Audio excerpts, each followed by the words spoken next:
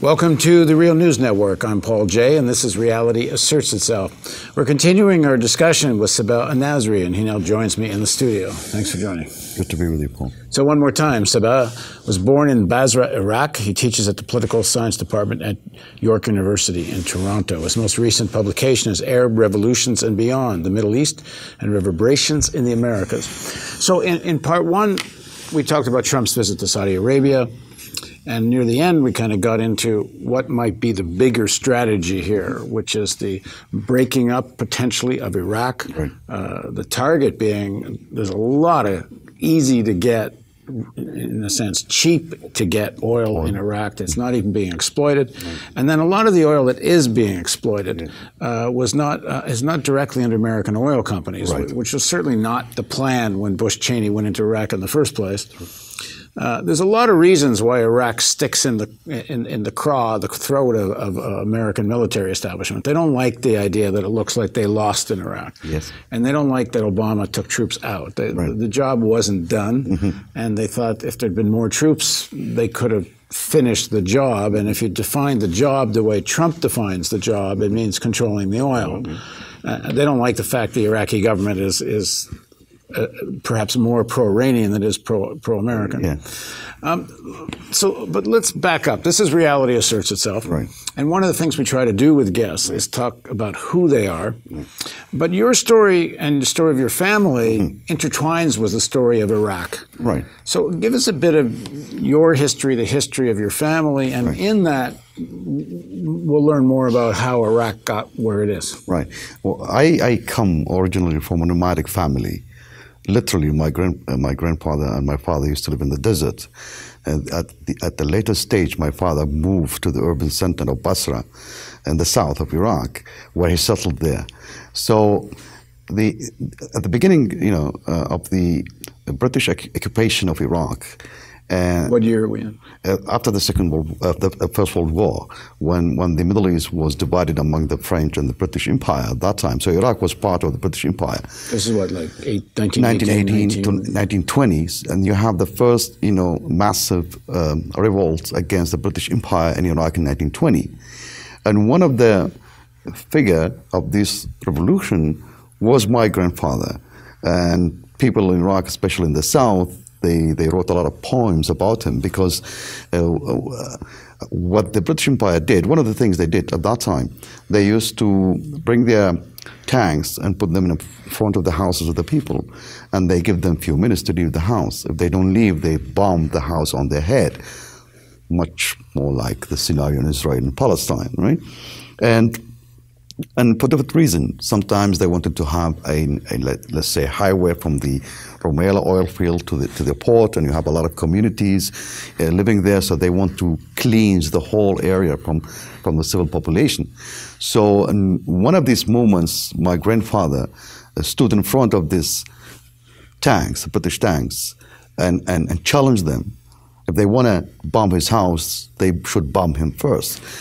It was a very critical moment where the British soldiers and officers didn't know exactly what to do, because they knew if they would have bombed him, probably they would have escalated the whole situation. So they rolled back, and that's where people start writing poems. And what does this tell us is that the revolt of 1920 against the British occupation was not so much a nationalist, well-organized and led movement. It was mostly spontaneous movement where you have people, humiliated, dehumanized by the British Empire, that sparked the whole revolt and revolution against the British Empire at that time. So my grandfather, you can say, he was a proto-Arab nationalist in a sense, because there was no such a thing as Arab nationalism in Iraq at that time. And later on, my father was much more radical than my grandfather. He became a communist, and my brother became a communist. So the household in the 1950s, 60s was much more dominated by the communist ideology. Well, the Iraqi Communist Party became very popular. One of, or almost the largest party in Iraq for a while. And in the Middle East, the most powerful communist party in the Middle East, and the way they managed to expand their social basis precisely by recruiting all the enslaved, indebted, exploited peasant of the Iraqi societies. The biggest chunk of the Iraqi society, or you can say the popular classes, were peasant. And most of these peasants were either Shiites or Kurds. So here you go. You have a exploited popular class, the peasant, indebted for their whole life to their landlords. They cannot even leave the land, so because of the debt they have, the burden of the debt on them, imposed on them by these landlords. And these landlords in the south and the north were Kurds and Shiite landlords. So you have a Shiite Kurdish ruling class actually in Iraq, an exploited peasant class, Kurds and the Shiite. Whereas the so-called Sunni or other minority, the Christian, the Jews, because of their institutional experience, especially under the Ottoman Empire, they were the bureaucrat and so on, they were sustained by the British Empire. So they were running the state institution. So they were not the ruling class. You can say they were the middle class, right? The professional class that controlled the state apparatus and institutions. So when does that change? Well, that stayed actually until, 2003, until the occupation of Iraq. So even when you have in 1958, the revolution in Iraq against the monarchy and the influence of the British Empire, the indirect influence of the British Empire in Iraq, there was a coalition between nationalists, pan-Arabists, communists, and the army. Officer, let's say, Abdul Qasim, who led at that time the whole movement. So there was a broad coalition of different And where's your forces. father during this time? Well, he was on the Communist Party of the equation. From 58. 58, and they supported Qasim when he came to power. Although he was a Sunni, according to this new narrative. But if you look at, for instance, the biggest working class neighborhood in Baghdad is the so-called Al-Sadr city. Al-Sadr city used to be called the Revolution City. It was built by Abdul Qasim as social housing for the poor Shiite peasant who migrated to the urban center to work as wage labor, etc. So you have a Sunni, so-called Sunni officer building social housing, decent social housing for the Shiite communities. What does this tell us is that until probably the occupation of Iraq, there was some tendency to deny it, but marginal one. Until the occupation of Iraq, this so-called Sunni-Shiite divide and Christian-Muslim was not present in the everyday life or in the politics of Iraq. It is a recent introduced, phenomena that it served the occupation of Iraq, and it served the allies of the United States in Iraq, the Shiite parties, who didn't have social basis, right? And talk about the rise of Saddam and the role of the CIA in this. Right. So, in 1963, a few days before Qasim was assassinated by the Ba'athists, by the way, supported by the CIA, he gave a speech on TV, and his intention was to nationalize the Iraqi oil. Because as you know, Paul, until the 60s, those oil-producing countries like Saudi Arabia, Iraq, Algeria, etc., they didn't have access to the oil. It was controlled either by British or American corporation. So these governments used to receive peanuts on revenues. They could not pursue any project, social project, housing, healthcare, education, nothing. So the only way to have access to the oil and to the revenue of the oil is actually to nationalize the oil. That's what Mossadegh tried in 1953, and he was toppled in Iran by a CIA-supported coup against him. That's what Qasim tried to do in 1963, and it failed too. There was also a CIA-supported coup against him, and he was assassinated. And not only, there were two moments here. One of them is the oil nationalism, if you would like to call it, that Qasim represented. The other one was the Communist Party. Although the Communist Party was not part of government in Iraq, but they were part of this, independence project. They supported Qasim. So the United States wanted to get rid of Qasim and at the same time the Communist Party. So they supported the Ba'athists at that time to attack both. And you can have in 1963 one of the biggest massacre against communists in the history of Iraq. I think up to 5,000 communists were massacred in Mosul, in Baghdad, in most of the different cities of Iraq. What happened to your father? Well, none of them were massacred. So what happens is that instead of the Ba'athist, because here's the thing. Until 1963, the Iraqi army was predominantly nationalist, and there was a huge communist presence within the army. So you have the army actually warned Qasim a few days before he was assassinated right, there is an attempt, a coup or something like that against the government. We need to act now. Now, the Communist Party, they had also the same information. They could have supported, Qasim on the army against or to preemptively go against the Ba'athists. The Soviet Union was against it. And here's the irony. The Soviet Union actually, ordered the Communist Party at that time not to support Qasim, etc., or not to go against the Ba'athists because they didn't want to escalate the conflict with the United States after the Cuba crisis and after the building of the wall in Europe. So they're trying to make some concession here by supporting the nationalists or pan-Arabists against the communists. So Qasim became, in a way, a victim of both the anti-communist and the anti-oil nationalist project of the United States at that time. During the days of this massacre, where's your father? In the south, in Basra. Basra was less hit by these massacres compared to Baghdad and Mosul, right?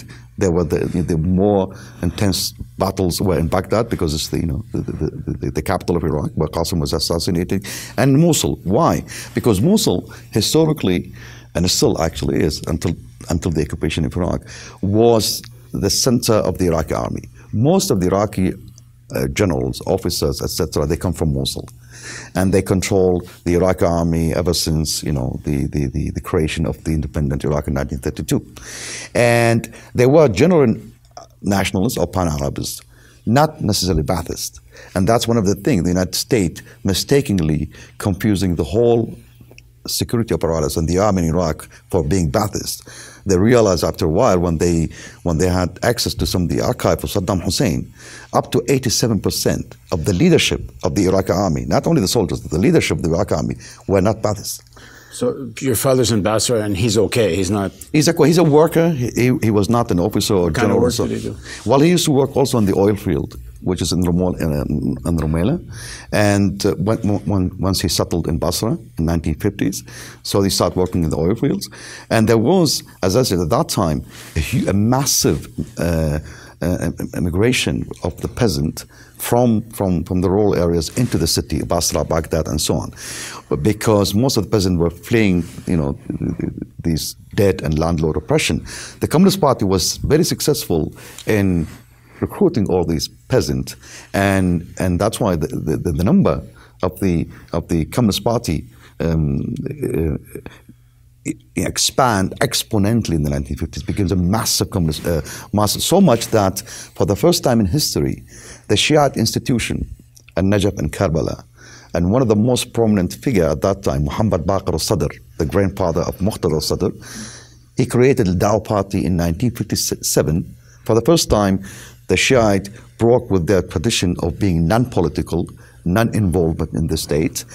And here's one of the things I want to talk about, namely that the exclusion of the Shiite from the state institution was not due to sectarian notion and so on, but precisely because the Shiite and their religious institution insisted on being apolitical, not to be part of any state until the Messiah, the Mahdi, will come back, etc. So they were excluded not because they were Shiite, it was a self-exclusion, politically speaking. And he broke with that in 1957. He said, if we don't create a Shiite political party, all our social bases, all the peasants and so on, they will go to the communist parties. And we end up having not only less social bases, but also less revenues, because most of the Shiite, peasant or landlords, used to pay the fifth, the tax to these institutions. And the Communist Party was a Shia-Sunni mix. It was a mix of every segment of the Iraqi society. You have Christian, Kurds, Shiite, Sunni, Jews, Assyrian, every, sort of Iraqis were in the Communist Party. And that was the success of this party that made it so dangerous, right, to the United States and probably also to the Soviet Union. So that party comes to power, and they're supported by the Americans in order to attack the communists. Right. But they were not successful in 1963. Although they assassinated Qasim, de facto, the Iraqi army, represented by the brother Arif, took over.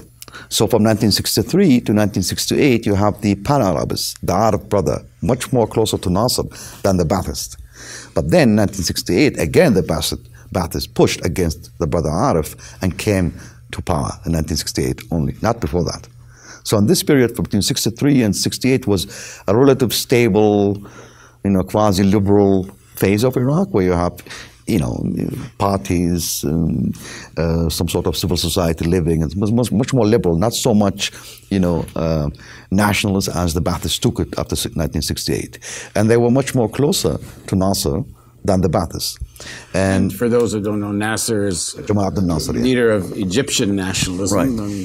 and very much opposed by the Americans, right, and Saudis. And one of the ironies of today's conflict, let's say in Yemen, is in the 1960s, you have Egypt and Saudi Arabia on the opposite side of the war in Yemen. You have Jamal Abdel Nasser and other pan-Arabists in Syria and Iraq supporting the pan-Arabists and the socialists in Yemen against the conservative forces in Yemen supported by Saudi Arabia. The irony is not only you have Egypt and Saudi Arabia at that time on the opposite side, now they are together against Yemen, but the second irony is that the same forces they are fighting today, Al-Houthi in Yemen, they were the allies of the Saudis at that time against the Nasser and against the socialists and pan-Arabists. So talk about Saddam. How and when does Saddam come to power? Saddam came to power at the end of the 70s, 79. And there were multiple reasons for that. But, let me go back a little bit. When the Ba'athists took over in 1968, they did not have social basis, broad social basis like the communists or the pan-Arabists and so on, even within the army, because most of the army was either pan-Arabist, Iraqi nationalists, or affiliated party with the Communist Party. So they didn't have much of, support within the state apparatus and within the societies. So what happens is, and I think that was a clever move by the Ba'athists at that time, and it was a progressive move in the sense. They realized the only way to gain legitimacy is to nationalize the oil. But the only way to nationalize the oil is to have the support of their political enemies, the communists, because they have an enormous influence on the working class in Iraq, and especially the trade unions and so on. So if you want to nationalize the oil, you want to have the communists on board. You want to have the workers, the trade unions, everybody on board. That's where in 1972 they went into a so-called, kind of national front strategy, where they nationalized the oil and start introducing a lot of social, economic projects in Iraq, like free healthcare, free education, infrastructure, not only, the state will guarantee jobs for you, but this is your right constitutionally. You have right. This has to be politically, ideologically a big threat to the Saudis. Right. And that's why you can see in 1972 the constitution of Iraq was probably the most progressive constitution at that time, socially, in the sense of gender equalities and the in class sense, etc. And this actually lived until 1978. It went very well until at that time. Ahmed Hassan al-Bakr, the president of Iraq, he was a Ba'athist, but he was much more on the liberal side of the Ba'ath party. So when he was sick and went to France to be treated, that's where Saddam Hussein and the right-wing part of the Ba'athist party pushed against the left wing of it. The left-wing socialist Ba'athists were very close to the communists, and they were allied of the communists. And the reason why Saddam Hussein pushed at that time, 1979, for you can say three different series development at that time. The first one, you have the peace treaty between Egypt and Israel, which de facto excluded Egypt from the rest of the Arab world. It used to be the center of the pan-Arabism and so on. It was de facto, excluded. The second movement was the revolution in Iran, and it became an Islamic revolution. That means a conservative shift in a way. And the third, also in 1979, which is interesting, was the birth of Al-Qaeda and Bin Laden and the Mujahideen against the Soviet Union. In Afghanistan. So you have multiple conservative shifts that enable the Saudis to be the dominant political force in the region, in the wider region of the Middle East, rather than Egypt or Iraq. Right?